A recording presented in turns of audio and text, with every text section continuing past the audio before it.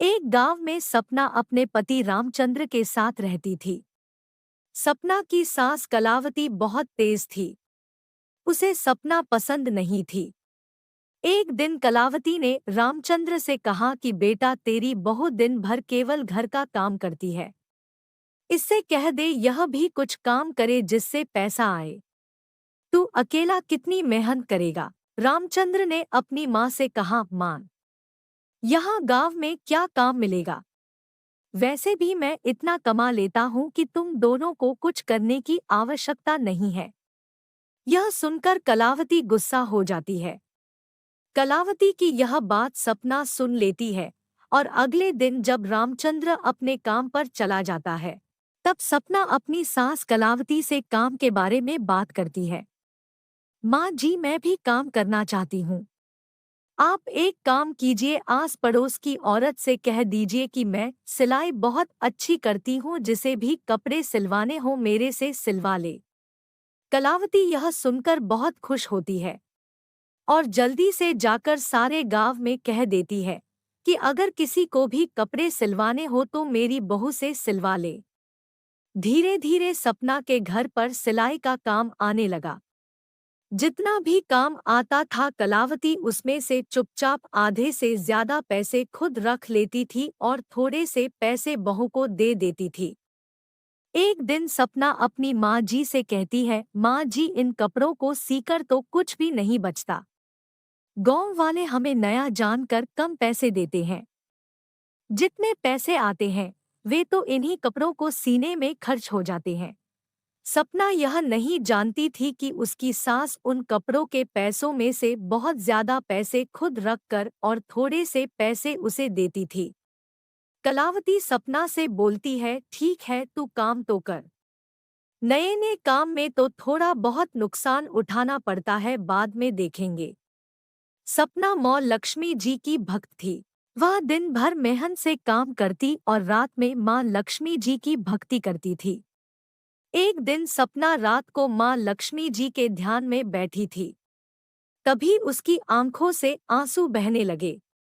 उसने माँ लक्ष्मी जी से कहा, माँ, मैं और मेरे पति दिन रात इतनी मेहनत करते हैं, फिर भी हमेशा हम परेशान रहते हैं। आप ही बताओ क्या करें? इसी तरह बातें करते करते सपना सो जाती है और अगले दिन उठकर अपने काम में लग जाती है। अगले दिन जब सपना सिलाई कर रही थी तभी एक छोटी सी लड़की उसके पास आती है और सपना से कहती है, दीदी, क्या आप मेरे कपड़े सिल देंगी? लेकिन आपको देने के लिए मेरे पास पैसे नहीं हैं। कलावती उस लड़की से कहती है कि ए लड़की, पहले पैसे लेकर आप फिर बात करना। सपना कहती है, कोई बात नहीं माँ जी, मैं खाली समय में सिल दूंगी। कितनी प्यारी बच्ची है, इसे मना मत कीजिए। कलावती सपना को बोलती है कि काम का नुकसान नहीं होना चाहिए। रात को जब तू पूजा करती है तब सिलना इसके कपड़े। सपना ने कहा, ठीक है माँ जी। सपना रात को बैठकर उस लड़की के कपड़े सिल देती है। अगले दिन जब वह लड़की कपड़े लेने आती है और सपना को बताती है कि दीदी, आपने तो बहुत सुंदर कपड़े सिले हैं। मेरे पास आपको देने के लिए पैसे तो नहीं हैं, लेकिन यह मिट्टी का घड़ा है, इसे आप रख लीजिए। इसे संभाल कर रखना और आपके पास जितने भी पैसे आए उसमें से कुछ पैसे इसमें रख देना। सपना वैसे ही करने लगी। उसके पास जितने भी पैसे बचते उसमें से कुछ वह घड़े में डाल देती थी। एक दिन सपना रात के समय सिलाई कर रही थी।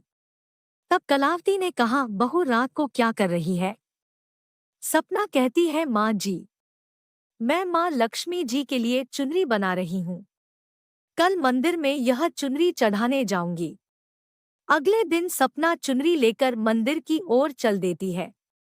रास्ते में उसे वही लड़की मिलती है और सपना के हाथ में चुनरी देखकर कहती है, अरे यह तो बहुत अच्छी चुनरी है, आप मेरे लिए लाई हो क्या?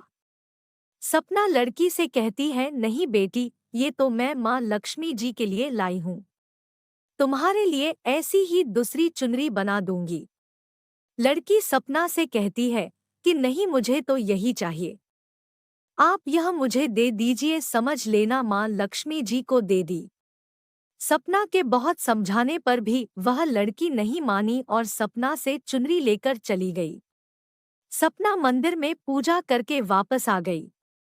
शाम को उसने उस घड़े में कुछ पैसे डाले तो घड़े में से आवाज नहीं आई। सपना अपनी सास कलावती से कहती है कि माँ जी, मैं जब भी इस घड़े में सिक्के डालती थी तो घड़े में से सिक्कों की आवाज आती थी। आज आवाज नहीं आई। कलावती ने सपना से कहा, देख ले, इसमें से कोई सिक्के निकाल कर तो नहीं ले गया। सपना ने घड़ा खोला तो देखा और एकटक देखती ही रह गई, क्योंकि घड़ा सोने के सिक्कों से भरा है। उसे विश्वास नहीं हुआ। वह माँ लक्ष्मी जी के सामने बैठ गई और बोलने लगी, माँ, यह क्या चमत्कार है। इसमें तो थोड़े से सिक्के थे, फिर इतना धन कहाँ से आया। तभी सपना ने देखा माँ लक्ष्मी जी की मूर्ति में वही लड़की चुनरी ओढ़े दिखाई दी। सपना यह देखकर रोने लगी और उसने कहा, माँ, आप स्वयं मेरे घर आई और मैं आपको पहचान न सकी, मुझे माफ कर दीजिए। इसके बाद से सपना तथा उसका पति रामचंद्र और उसकी सास कलावती तीनों माँ लक्ष्मी जी की दिनरात पूजा करने लगे। सपना का भी सिलाई का काम अच्छा चलने लगा।